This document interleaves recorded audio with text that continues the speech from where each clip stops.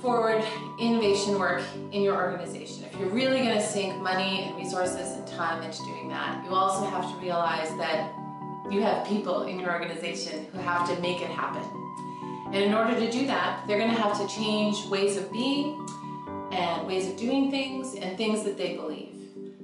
If you don't really know what those things are now, then you might not be able to shift them into the way that they'll need to be in order to accept and move innovation forward. I think everyone realizes now that culture is not a simple thing. It's a complex thing.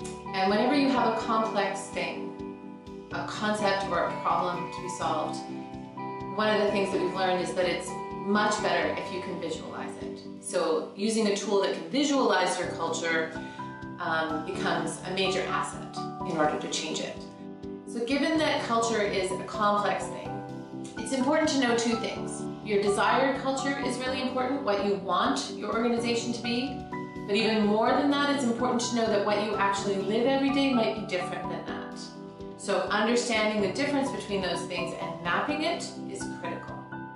The third reason to have a tool is so that you can track your progress. It's very difficult to wrap our heads and our minds and our arms around culture if we don't actually know what's moving forward.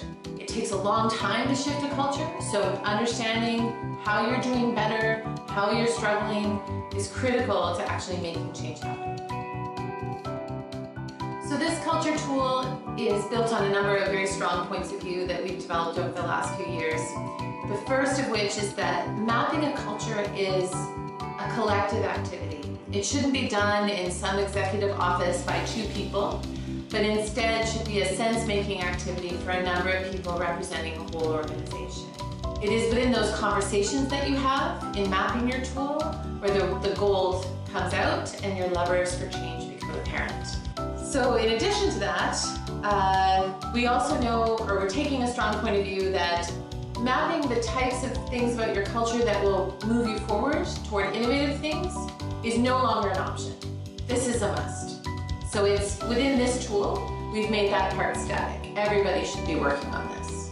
There is an emerging future of work conversation that's happening in the world, and a lot of that is landing on the culture of organizations and where people work. So it's important to be able to follow those trends and to be able to work those types of goals into your culture map in order to work towards certain ways of being that are going to be inviting and attractive to the best talent.